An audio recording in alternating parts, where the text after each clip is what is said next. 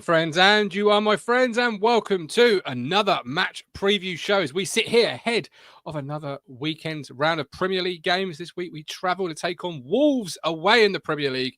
Can Town get all 3 points? Is it a must-win game? The title of the show is Town take on Wolves in must-win showdown, ... question mark. Is it a must-win? Is it must-win for both sides? Is that going to play into Town's favour? Obviously, with Wolves having to go on the front foot. Let us know what you're thinking. We can't do these shows without you, so please do get active in our live chat and shape how the conversation goes throughout the next 30 minutes or so. Hit the like button, subscribe, FCA, comment for the algorithm, and don't forget, Talking Town has partnered with the East Anglian Air Ambulance. Support the East Anglian Air Ambulance with their life-saving crucial work by playing the weekly East Anglian Air Ambulance Lottery. The easy way to play is online. Sign up now for just £1 a ticket for a chance to win one of 18 weekly prizes, ranging from £50 to £1,000.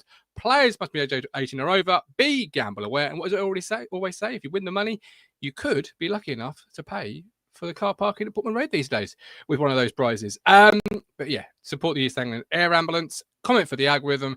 And after having, I don't know, around over 30 players playing our first ever, by the way, Talking Town Survivor League, we are down to just 3 players, ladies and gentlemen. Benjamin Bradder, Dan Stratters, Mark from Hastings, all with a single life remaining in the game each. There are the teams they have chosen so far. Sadly, Ben cost himself a life this week by missing a week. Ben, what were you doing? Where were you? I hope it was worth it. But there we go. So get your predictions in now. You can also play for fun by getting your Survivor predictions in. How you play is you choose a team. If it's a away draw, it counts as a win. If it's a home draw, it counts as a defeat. They must win or lose. So that's why it counts as a win or a draw, etc. Can only choose one team. And then we'll play it all again once the 3 players have been whittled down to one remaining winner. And we'll do it again probably, maybe, after Christmas. Who knows? But check it out. There you go. Congratulations to the, I'm not going to say finalists. I call it a semi-final, I guess. Unless they all go out at the same time. And then I guess I keep the prize. Happy days. Excellent. Can you all go out at the same time? That'd be great. Right, that's your Survivor League. I'll bring in Matt Phillips. Matt, welcome in. I might have worked out a way to award myself a prize here if they all go out at the same time. I knew you would. It was only a matter of time before you sussed this out. We've done well to get to 3, to be fair. Done well. Have. This is great. They could all knock themselves out at the semi-final stage. Do we get the prize? Do you and me get the prizes? Well, what even are the prizes? You entered it. You entered it. Oh, so you get the prize. Yeah, because there's no one else left. The other one left. Rollover. So it's going to be a rollover like the lottery, surely. Excellent. Look, we're sitting here obviously Wednesday before the Saturday game. We're away at Wolves. And I always say before we start the show, Matt, I want the conversation to be sort of directed by our chat and get active in there. And what comes up, we'll go with. So I want to kick off with a question from one of our chat members, Phil Blundell. He says, good evening, everyone. Good evening. How is everyone feeling about Saturday's away trip? Phil's looking forward to it. How are you feeling heading into it, Matt? I ain't looking forward to it. You watch Sunday. God, thank God I was hosting the show with Tux. Great show, by the way. If I'd been around the other way and I was on the mic tonight on Monday night, I probably would have had the ump a bit more. I think it was such a gut churner, wasn't it? So am I looking forward to it? Don't know. You'll recall I went into Palace and Bournemouth at home thinking we'd get 6 points. They've made a fool of me. We got 0. We got 0 at Forest. Yeah. I'm not particularly hopeful going to Molyneux, quite frankly, and getting anything there. But they turned over Southampton there, didn't they? But they are on a run of like 3 defeats. I mean, they got a good showing at Goodison. They got beaten at West Ham on Monday night. We could have done with that a draw, really. We could do with West Ham being in the mix with us a little bit. We don't teams getting away from us. We need as many in there as possible. That's true, as many people to catch as we can. But they got the 3 points. But VAR got involved as well, which goes against obviously what we've seen throughout the Premier League so far. Their captain lost his shit, didn't he? Lamina at full time got into a bit of a scuffle. Did you see that? Bowie went to shake his hand and he had the ump with him. He ended up scuffling and then he squares up to his own coach, Sean Derry, who we got linked with, I think, back in the day. Do you remember? Sean Derry used to be at Palace. Yeah, I do. Gary O'Neill's assistant, and he had to issue an apology the next day going, "I'm sorry, I was a bit passionate." It's passionate and acting like a knob. It was certainly being the latter, I thought, but there we go. Let's see what he's like Saturday. I'm looking forward to it. I've titled the show "Town Take on Wolves in Must Win Showdown." ... Question mark. Is it a must win? Do you feel? I mean, I think it's a must win for both sides. I think both sides really are looking at this as a game they've got to win. I've got to have it. Well, I suppose if you look at the table a little bit, we're already what, 4 points off Palace. Are we five? Are we 5 off Leicester? Are they 14 now? Leicester? Yes, they are on 14. Yeah. What are Leicester doing that we're not? Well, other than getting points. Well, yeah, getting points and winning, Matt. They've only won 3. Hey, you know what I mean? I've got the table coming up here. Yeah, exactly. Yeah, there's the table. There it is. I'll tell you one thing it definitely is. It's a mustn't lose. I mean, you can't lose this game for me. You categorically cannot get beat by Wolves, because then obviously they go 3 ahead. You go to second from bottom. You know, in all likelihood, Martin, we're going to lose the game. I mean, look at the stats. We've played 15, 1-6, drawn. Well, sorry, we've only been 1-6, 1-1, drawn 6, lost 8. So we've won 1 in 15. Why anyone thinks we're going to win this game, God only knows. But I mean, I'm just going on the evidence of the season so far. Everyone will go, Matt's being miserable. The evidence is in front of you. We've won 1 out of 15. I've said before, I don't think we're good enough for this division. We've conceded 2 in the 90th minute against bleeding Bournemouth. Fair play to them. Good team. I feel like I was watching Bournemouth thinking there's a blueprint for us for the future. How they attacked so well, didn't they? Pressed so well, stretched across the pitch with Semenyo on that side, and that Kirkes, not dissimilar to Leif Davis, I suppose, in left back. I don't know. It just feels like we're going. It just feels like we're going down with a bit of a whimper at the moment, falling like a deck of cards. Well, it's a long way to go, and we've been in every single game. And I said this at last week's show. I'll say it again this week's show. Post Tottenham, post Man United, the outlook, the vibe was very different. Now, of course, we've had 2 bad defeats at home. You know, you've not come out of either game with a point. So, of course, the outlook is very much different now. But it only takes a win Saturday, a draw, a win, a positive against Newcastle in some way, shape, or form, and then you start to look at it a little bit differently again. I just feel like this division, this season, it's going to be like Brentford, but over the course of 38, just a roller coaster where 1 minute you think you've turned the corner, you're flying high, and then the next minute you think you're the worst thing that's probably ever played in the Premier League. And you compare yourselves to, Norwich's Daniel Farke or Paul George Derby or whatever.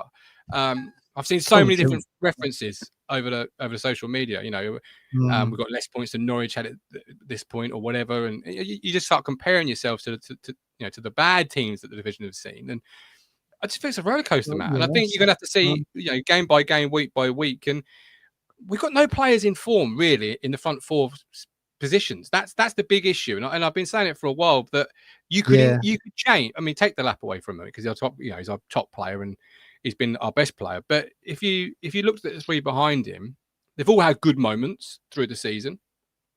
But if you change the 3 of them, you're struggling to really see a difference, which is a big issue. You're not massively missing somebody. I mean, Amari's shown great glimpses and he's got a big future, but you're not massively missing somebody, and nobody's massively coming in and saying, right, my shirt, grabbing it by the scruff. That's really our issue. Our front 3, 4 just haven't hit form yet or been any form. Has he got a big future, Amari? Needs to show more, I think, a little bit in the big games, but then you get marked out. Undoubtedly, you see it like Tottenham away, Man United at home. You see the talent. He's given space to play in those. He was given space to play in those games, don't you? But I suppose that's the development of a younger player.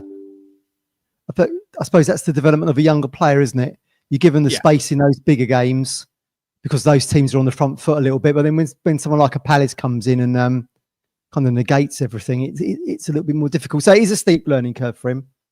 The lap I'm worried about. 21. He looked knackered after 50 minutes on Sunday against Bournemouth.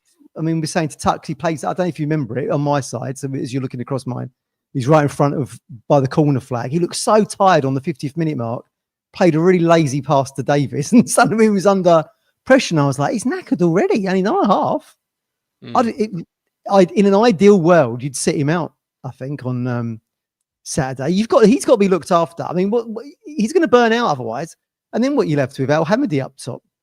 Well, the plan would be you'd play Smodics in the 9, I think. But, it's brightness on the backside.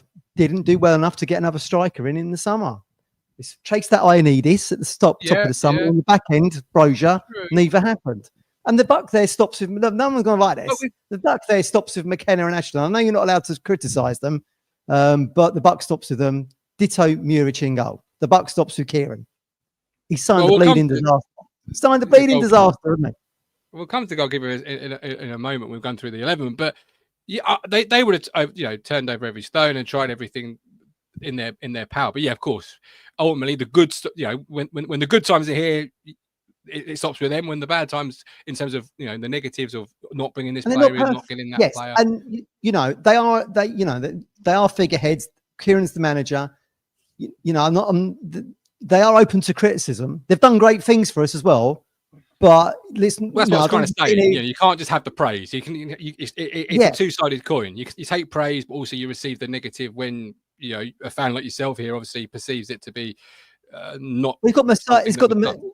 McKenna's got the Messiah complex at the moment. You say anything bad about him, and we've had it on this show before. You criticise him, everyone like bleeding elephant, not in the trunk. Everyone bleeding remembers it, don't they? But I personally think that they didn't do well enough in the summer to get a striker. They got some good-ish players in, none with Premier League experience other than Calvin Phillips. For whatever reason, he ain't even playing. He's been on the bench the last 2 games. Well, he's been injured, isn't he? But I just come back to what I said earlier about the form, and that isn't going to last forever. There's going to be periods where players are in form, and we've been in every single game really without. I mean, like the left side, you've got Samuel Swadix playing that inverted role. He's got a number of goals. He's probably one of the more informed players in that front three. But you've got nobody really behind him that's really staked the claim. Broadhead looked good when he came on, but it looked good without really creating too much, if it has to be said, against Palace. He's been injured. He's been injured. Jack Clark's had opportunities. Just not quite. We're learning at this level, and we've just got to wait for those players to really grasp the nettle and take it. And I do genuinely feel, and I might be wrong, and I quite often am, but the second half of the season will be a completely different team. I hope, anyway, because for any survival chances, you're going to need to be.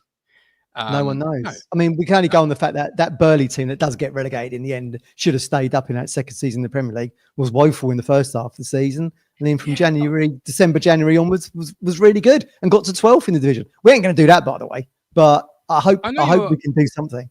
I know you're using that as a positive. But I'm fed up of hearing about the Burley 2000 side. Well, you weren't now. You were too young for it. No, I was there. No, I was there. No, I do. No, what I mean is, in reference to this division now. Yeah, well, just as so different. Yes, so it is, different that you were never going to come up and be a team that finished in 5th. I don't believe. And you look at their run of form and you say, oh yeah, they had 4 or 5 wins and they went to 12th and they got relegated. Like, football's so different now. Like you got to sort of almost forget it. No, Premier League try and forget the football even invented before 1992. But I'm just using that's what I mean when I say that sentence. Yeah, no, I get it. I'm just using that as an example of how things can change in the second half of a season, regardless of year, level, players, or whatever. It's just an example where things can turn around.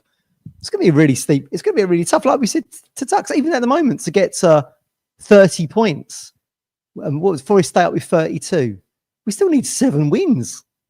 They got 1 in 15 for crying out loud. Yeah, but it's going to turn around. It's going to turn around. Oh, so what's one thing Town have got to do differently this Saturday?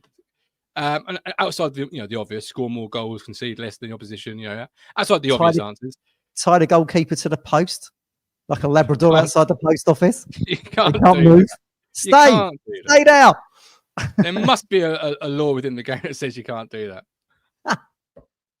Well, what was yours? I mean, obviously you weren't on Monday with me and Tux. So what is your take on it? Because I've supported Muric. And he came knowing, and the first thing a Burnley fan, me and Chris Hall's mate Nick, said to me, your good keeper makes a ton of mistakes. And he's now making mistakes that are costing us vital points. I mean, look, we're supporters of the club, right? And we want to support everyone who's wearing the Town shirt. I do get that. But we predate Muric and we'll be at Portman Road long after he's gone. So, we want Town to stay where they are at the moment. We're in the land of milk and honey at the moment, the Premier League. It's worth so much to us. We don't want to drop down to the Football League if we can help it.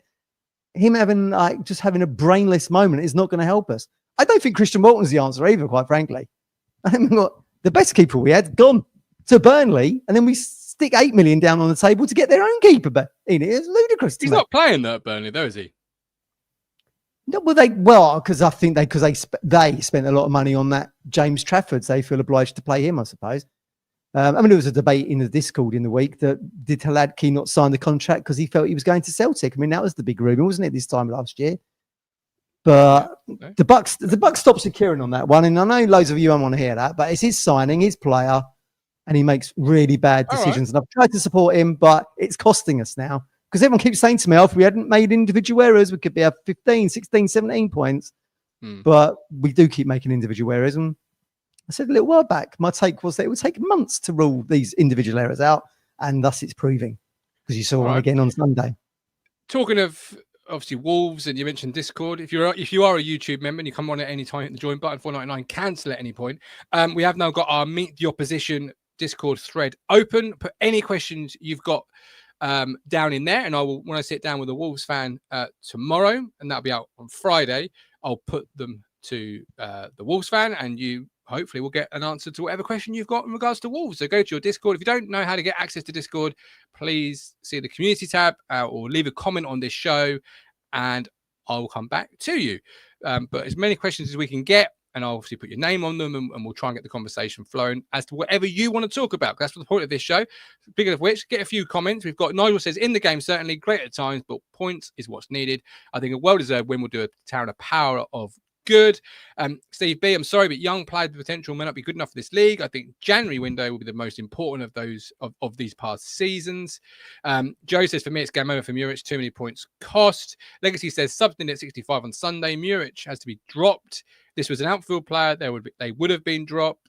That's right. We right. have to remember how fantastic our team and manager are doing. We need to back them even more in upcoming games, especially in the late stage of every match where the boys have struggled. If you're on Twitter and you're watching us, welcome, by the way. I'm not sure if you can leave a comment on Twitter. If you can, try it. And if it comes through, I'll read it out. If not, jump to YouTube, leave a comment, get involved in the conversation. So that's... They're not doing that fantastic. All right. Come on. Down. 1-0 up against Bournemouth in the 87th minute, lose 2-1. That's not fantastic in my book. I need to go and look up the definition of fantastic. Collapsed like a pack of cards, Martin. That was worrying to me. You're literally minutes away, less than 5 minutes away from winning the game. You've lost 2-1. Yeah, that's not. That's not fantastic in my book. Yeah, but that's momentum. That's Big Mo. That's Big Mo in football. Momentum kills you. You knew when they scored. Regardless, the balance of the way. No, but Matt, the balance of their team at that point was all out attack. They were, if once they'd scored, it was going to be okay. Can we hold on? And we couldn't. Should have held on. I look at should be holding on. The first time, I really think it's just my opinion. I've got no facts, no figures, no inside knowledge, no gossip, no whispers to back this up. I looked at Saturday or Sunday rather, and for the first time, McKenna didn't make any subs until as late as he humanly probably could. No, I genuinely, that speaks to the lack of options I think he feels he's got. Maybe you've got some fitness issues. Kayust and Phillips both carrying some issues in regards to injuries they've previously had. How many minutes can they do? What's the physio sports science department telling them? But you look outside of that, and I generally think, and I don't know this, like I say, it's just my opinion. I generally got the feeling I don't think he thinks he can change this game with what he's got on the bench at this point. Probably. Yeah, probably. There was will your way to victory with as long as you can with the 80 with the 11 players you got in the field. I really do. But there's a graphic on the BBC website on there that said Brighton are top with the most injuries, and I think we're second. Yeah, we're second, and that's not good for a team that's already come into the division, with depth issues. That's not where we wanted to be, and that's been a real problem for us. Obviously, Axel at right back was a huge miss, not once but twice, and obviously that's ongoing the second time, and various other players, and George Hurst being another one. Because when he played George Hurst, he looked really promising at this level. He's always injured, though. He's always injured. See, that's another issue that you could put against the summer activity, is that they went into it thinking they could get however many games out of George Hurst when perhaps history suggested they wouldn't. He's injured. He gets injured on last Boxing Day, didn't he? He was out for months. Then the reason Al Hamady sticks around is because he gets injured in that Fortuna game. And then what is it? 2-3 months later, he's injured in the Spurs game. Not helping us at all. Not helping us at all. No, they're really not. Joe says it's our problem. Little old Ipswich. We're just here to make up the numbers. Let's just be happy here to be here. Blah blah blah. We just sounded up. I think spent. We just spent 100 million and a 5 million a year on McKenna. So Joe's definitely is not happy to be here or make up the numbers. Which I'm with Joe. I'm not happy to be here. I'm not just happy to be here. And I'm not happy to surprise to be here. It's a surprise to be here because no one guarantee. No one could foresee that we were going to go back to back. But you know, we did come up with momentum. We did nearly get 100 points, 100 goals in the championship again. The thing is, you've always got to remember, and it's really tough to remember, is yes, we spent 100 million pounds. That you can't escape that fact. But you are also seeing another, you know, and I don't want to sound like Ashton, but you are seeing another part of the journey. You know, I think he called it midweek, the end of the beginning. And it really feels like that. The problem is you're entering the second chapter, having gone up from League One and then back to back, which no one saw coming in a million years. If they did, they should have put money on it because you probably would have made a pretty penny. Yeah. But what you're now seeing is that the evolution of the squad, but the evolution of a squad at the very top level of football. Football, full stop. It's the best league in the world. You're seeing the evolution at the elite level, and that can be painful sometimes because you're seeing players now that have taken you so far, but are perhaps not good enough at this, for the next stage.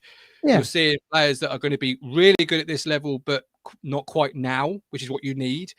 So you're seeing the evolution of it and the second part of the story, but at the elite level. And that's painful because they don't give you a chance to make a mistake. They don't give you like Bournemouth.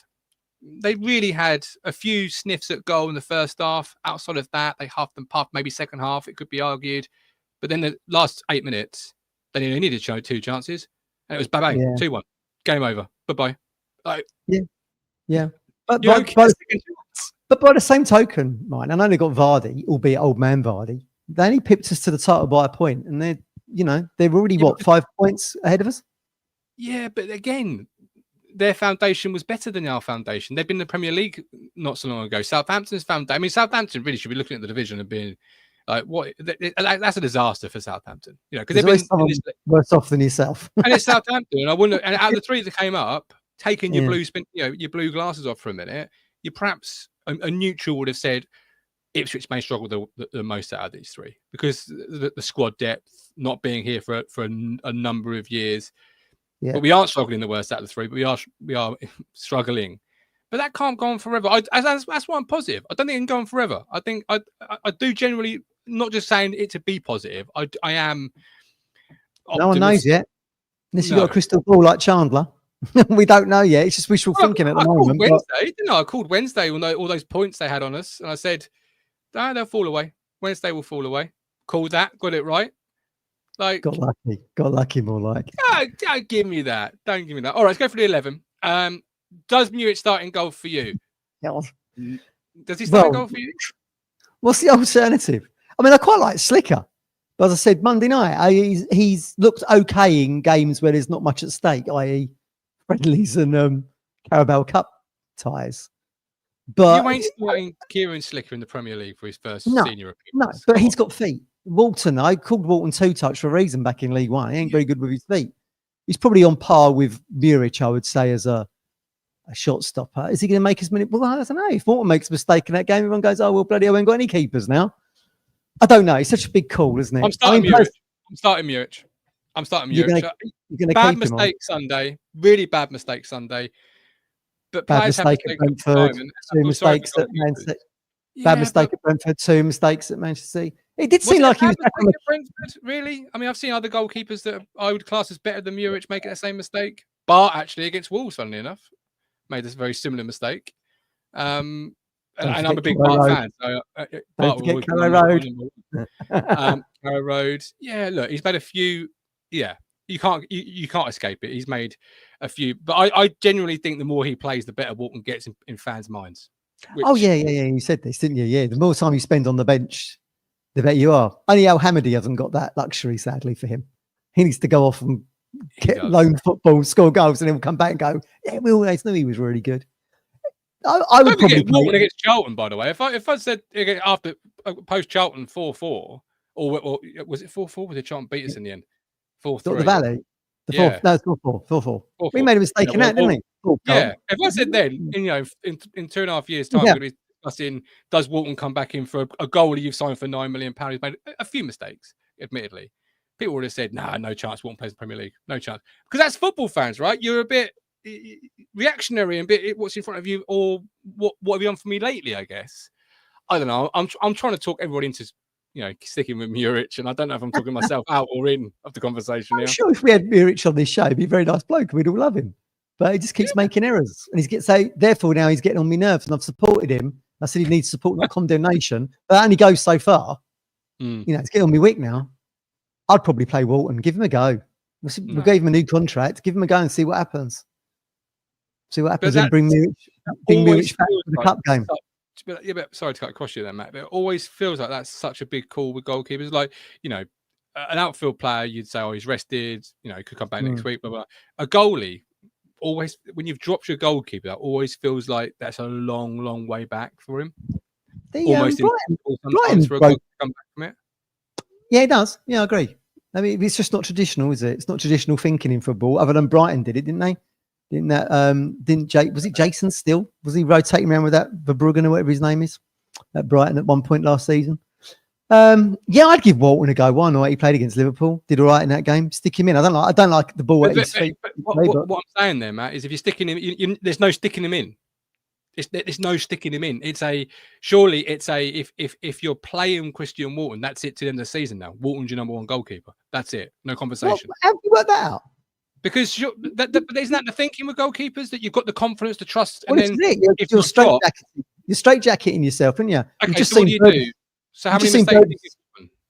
You just seen Burgess and Greaves rotate round in 2 games. Yeah, that's what I'm putting forward to, isn't it? Different thinking for outfield players to goalkeepers. Isn't that a mindset of you can rotate your outfield players, but how many mistakes are you giving Walton then? If that's not a decision you're making from now to the end of the year. I can forgive Muric making mistakes. It's not, but brain dead decisions like coming off your line when you got 3 defenders covering in the box is unforgivable to me. When you're 1-0 up in the 87th minute, he just looted. I mean, Trevor says, "Yeah, sorry, I don't trust Muric. He is a mistake waiting to happen." He's done it time and time again. So I can forgive mistakes, quite frankly. I can forgive the Brentford one if it weren't seeing all these other errors. You know what I mean? I can forget the Brentford one. I struggled to get past Sunday. I struggled to think what he was doing. Put Man City aside a little bit, because we was always going to lose that game, even though we went 1-up. Put that aside a little bit, but you've lost. And it was his debut. Yes, you've lost a point at Brentford. You've lost, and it's cost us 3 on Sunday. Therefore, that's 4 points down the toilet, and we'd be level pegging with Crystal Palace right now, and Leicester in our sights. At the moment, we're adrift, more than a game adrift. So I would probably go. I would look. Give Walton a go. Let's see what happens. Put him in. I don't think he can do any worse. He certainly ain't going to come race off his line like Muric did on Sunday. He was just unforgivable for me. Really pissed me off, as you can probably tell. It's brought back. So you're starting Walton. You're starting Walton. I still think you stick with your £8-9 million goalkeeper that you've brought in, and you play through those mistakes. As painful as they are, you play through them. I'd love to ask in a press conference, McKenna, why did you pay 8 or 9 million for this guy? What did you see in him? I mean, didn't they collaborate with a goalkeeper's recruitment? I mean, you see the evidence, don't you? Was it the Brighton game when they back pass it to him and he goes under his foot, own goal, cost Burnley the game? Whatever. Particularly players that play with their feet. But anyway, okay. I mean, and you've got to strike out a debut, because Walton didn't have the greatest of debuts. So you've got to, No, I didn't rate him after that either. Only debut that ever counted was Mark Fisher's, and that lasted 45 minutes. We've now had, who was our last really good goalkeeper, do you think? Bartosz Białkowski. I mean, Hladky he was all right, Białkowski. Hladky had 1 good season, didn't he? All right. Really? He won Player of the Year 4 years in a row. Well, yeah, then we get relegated. Shows what kind of team that was. The 1 year he has a bad year, we get relegated. Who was the lad who went to Rangers? But he's only here 5 minutes. Neil Alexander. You can't count Neil Alexander with any conversation. He was only here for 6 months. Davis, he was good. Kelvin Davis, very good goalkeeper. Played at the top level, very good goalkeeper. Yeah. A few. All right, Aaron Lee Barrett, obviously. Okay, right, points per game. You can't top Aaron Lee Barrett, I don't think. It'd be very interesting to know what the Ipswich Town defence who they would choose as the goalkeeper, I wonder. He must have kicked off in the dressing room Sunday. I don't believe it didn't kick off. It must have done. You're desperate to be able to fly on that wall Sunday evening, aren't you? Yeah. I would have kicked off with him if he weren't 6'9" and I ain't 5'6". Phil Blundell liked Lee Barrett. I like Lee Barrett as well. I thought he was, again, a player that's probably, because he was involved in those 2 Norwich games, not spoken about in great positive terms. But it was Brian Murphy. Remember him? Brian, he gets Swansea. His game sticks out. Was it Andros Townsend scored in that game for us before he got returned to Tottenham. That's right. Alone. Yeah, Livermore was in that game as well, wasn't he? Yeah, didn't they score for the byline? We lose 3-1, don't we? It was on Sky. It was like a lunchtime game, wasn't it? Yeah, it was on Sky. All right. I don't trust Muric. I don't particularly like Walton. So I mean, that only leaves me Kieran Slicker. But like I say, he ain't going to get them. Scotland. So. Why not? If you want, Anyway, all right. Back 4. I think it will be Ben Johnson. People were critical of him Sunday. Were you? He seemed to do all right to me. And he's marking bleeding Semenyo for one thing. Yeah, he had a tough task. I thought he did fairly well, actually. I thought he did. I mean, I've been listening to the Positive Speak Blue Monday and stuff. They thought he did all right. I've seen stuff on the forums saying he didn't do very well. So I mean, it depends what lens you're looking at it through. I thought he did okay in difficult circumstances. Really, I thought he did okay. That's why he's in my 11. You wouldn't bring Harry Clark. You wouldn't bring Harry Clark back into the side then. You could. I wouldn't be arguing with it. I wouldn't say no. I like Harry.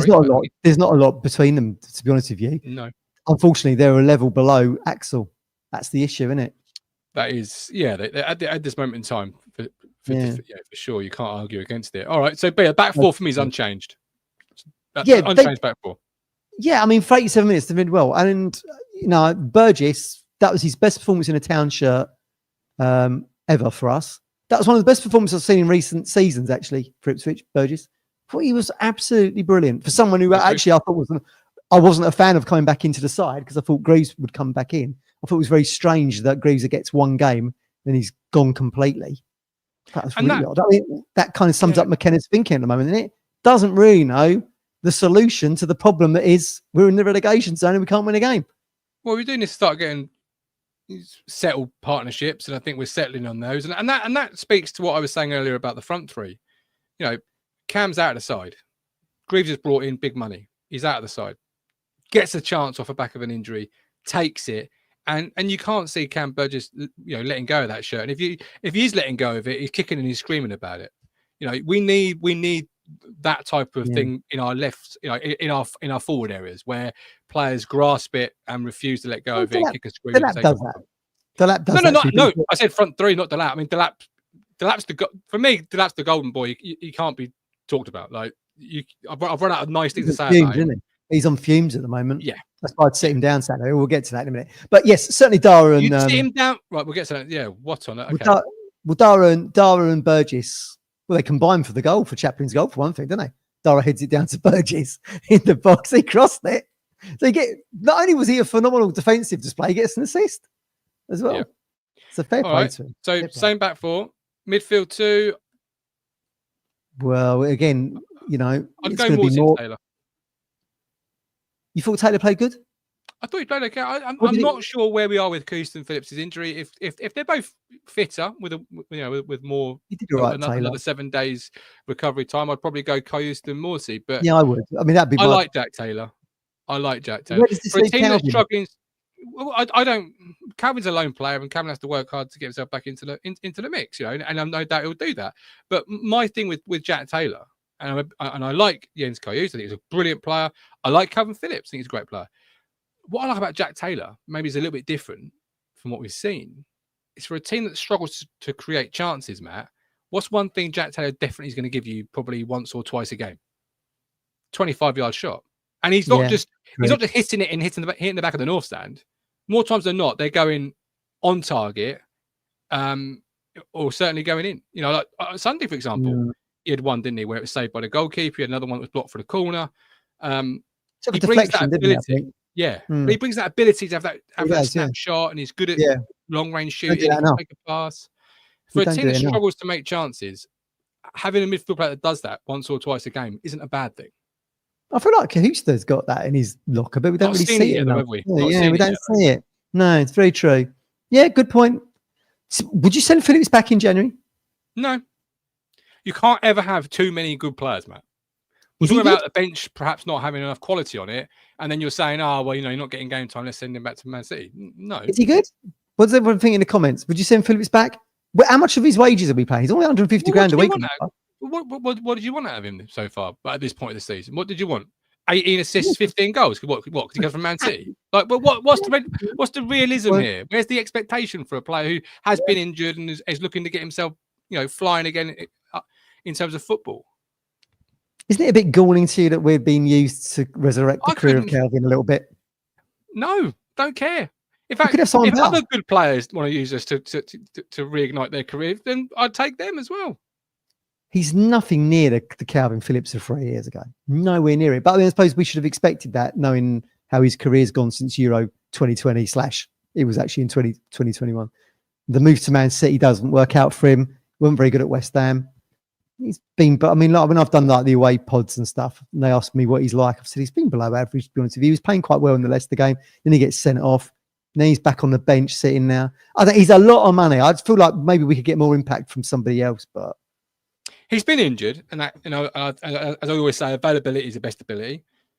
But when he has played, I can't say he's ever played terribly. I can't remember too many times when he's. I mean, which away game was it when he gave the West Ham? West Ham was when he gave the ball away first 10 seconds and they scored from it. That was a bad game from him.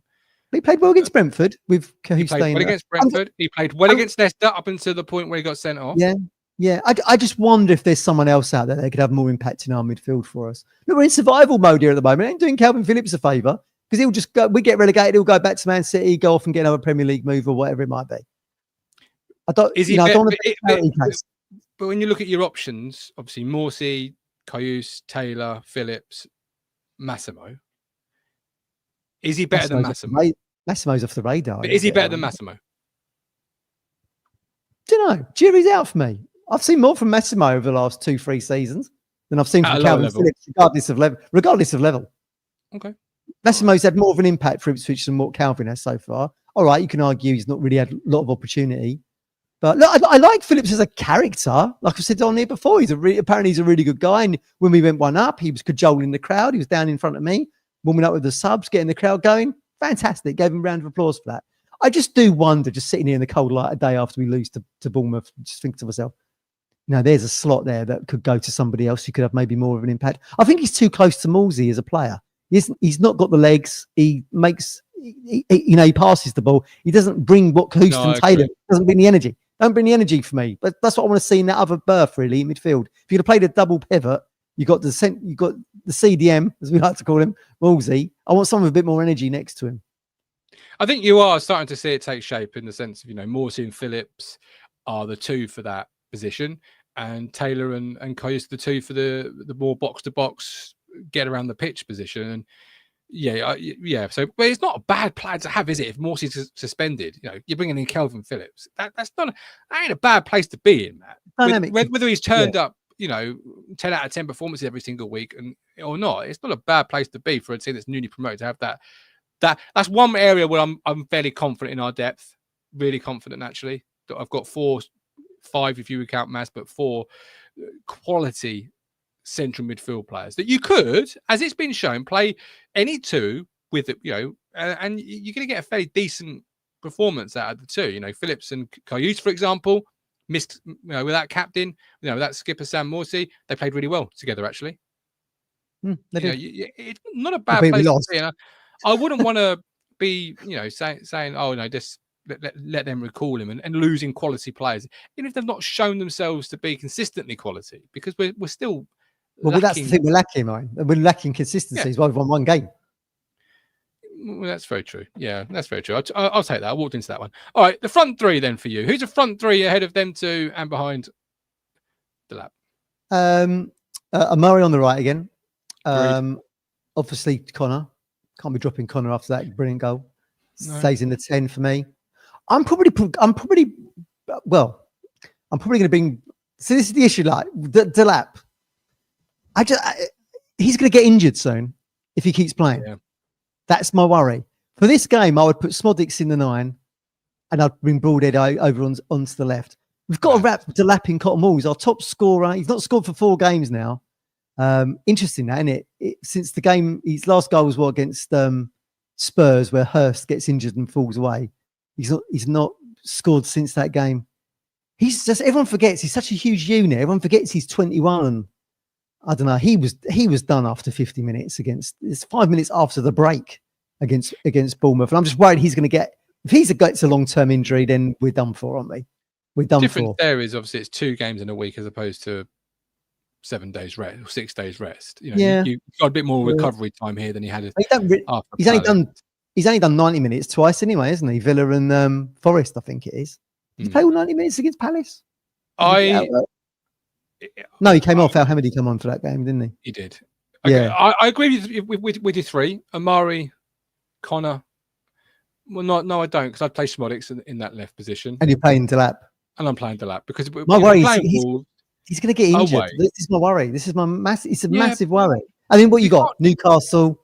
You got Newcastle. Then you got Arsenal. Live in that world.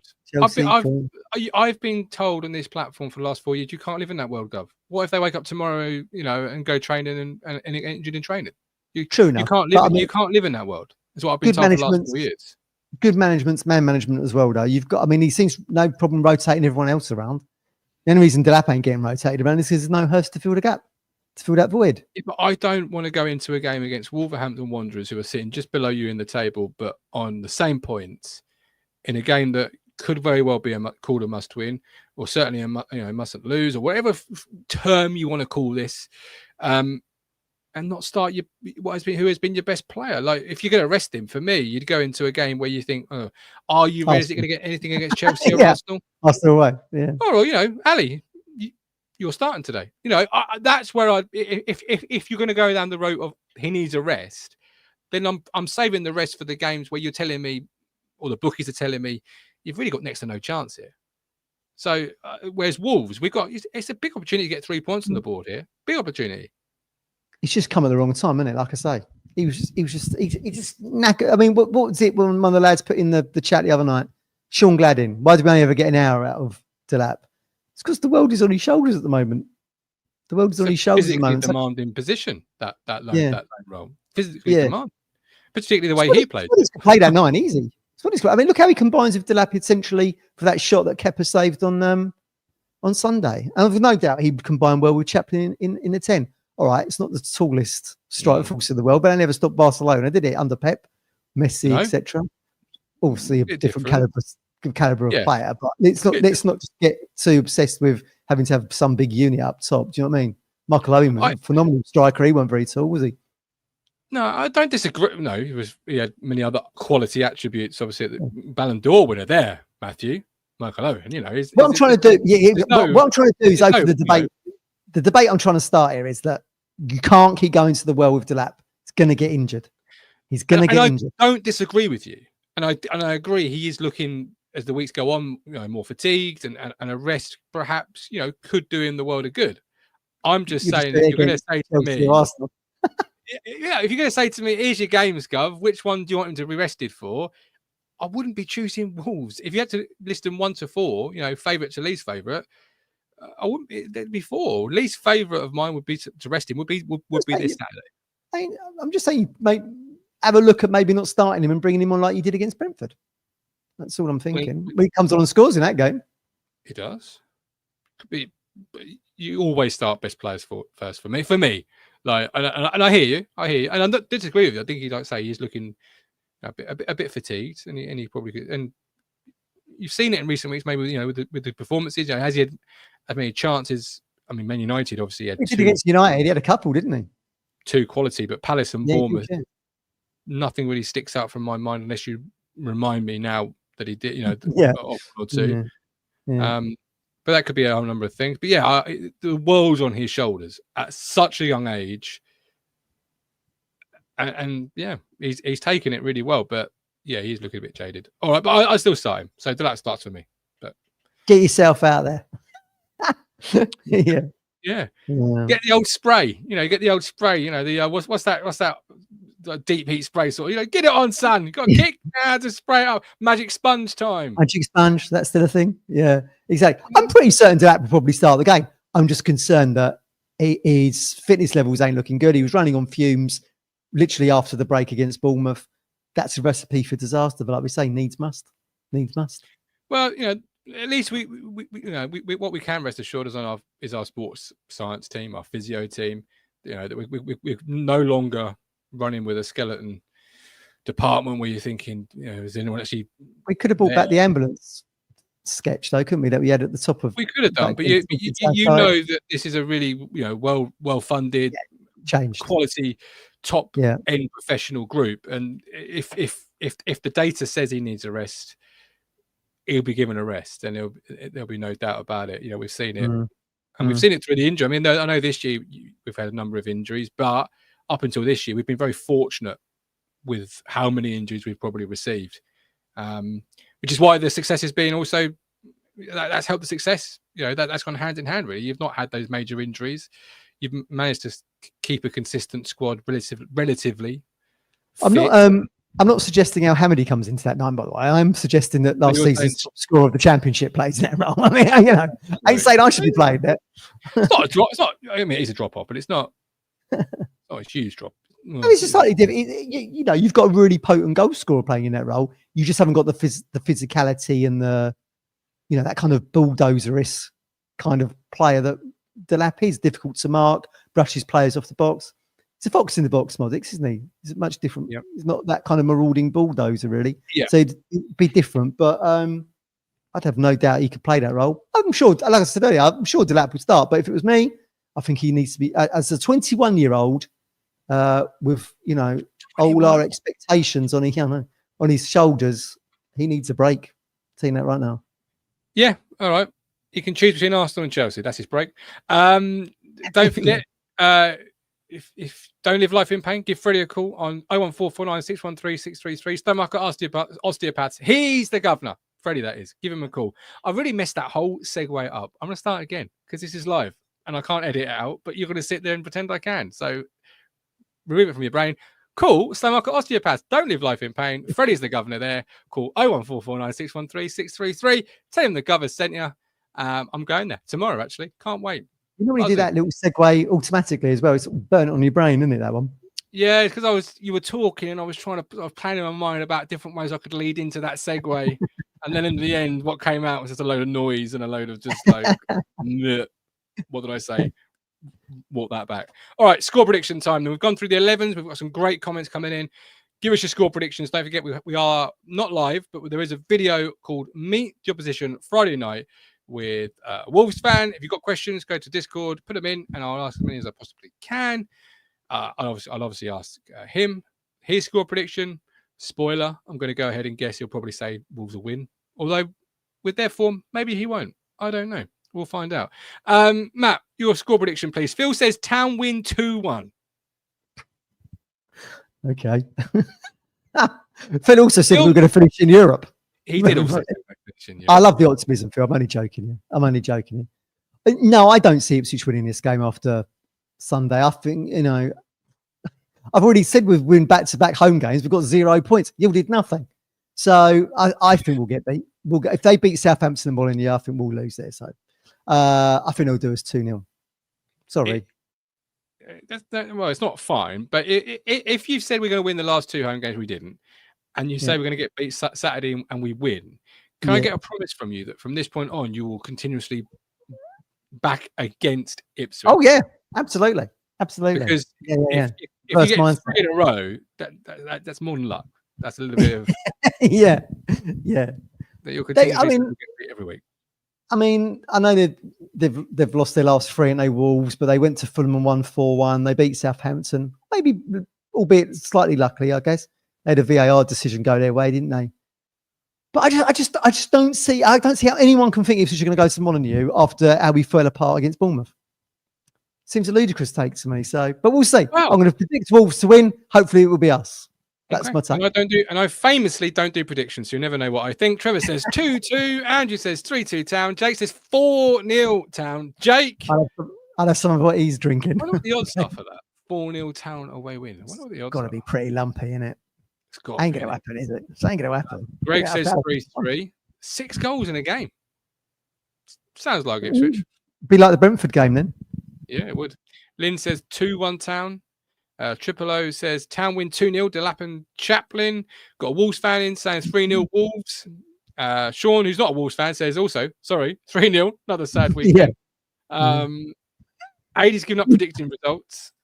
But that's probably for the best, Aidy, quite frankly, but I'm not in that position. I just think it'd be very tough. Very tough. And I just think most Ipswich fans are looking at it through the love of the club and blue tinted specs. And, it's not for me. I think we'll go there and we'll get beat. All right. Macca says 2-1 Town win. I won't tell you what the score prediction I think is going to be, but I am confident. I think Town are going to show up. I think Town are going to win this weekend, but I won't tell you what the score prediction is. But as I said, meet the opposition Friday, 8 p.m. We are live the moment the full time whistle goes on Saturday for our match reaction. Live again Sunday for a more in-depth reaction. We call the Sunday show the show where you take a step back and react. Sometimes doesn't actually happen in that reality, but we'll see. We'll see what the weekend serves up, and we'll see how measured and gathered we are Sunday lunchtime. But until then, we've gone well over our half an hour limit because that's how we roll. How we roll here at Talking Town. But luckily we don't have to pay the studio by the minute, otherwise we'd be bankrupt. Every time we go, we'll do half an hour tonight, shall we? Yeah, half an hour is great. And then hour later. But he's been the Media Mogul Matthew Flips. I've been your host, Gov. Thank you for choosing Talking Town. Thank you for watching Talking Town. If you're on Twitter, come across to YouTube, hit the subscribe button, come and join this wonderful, wacky live conversation every single week, multiple times a week even. If not, thanks for watching. Hope you enjoyed it. But until our next show, live show will be Match Reaction or Friday at 8 p.m. Thanks for watching. Have a great night. God bless. Bye. You make me smile when I think of you. If I get down or when I get blue, I can't get enough. You make me happy, I feel so fine. Oh, how I wish that you were mine. I can't get enough. Hopeless lover. I woke up all soaked in sweat, weird chills running down my neck. I'm going crazy from just the thought of you. A long blonde hair.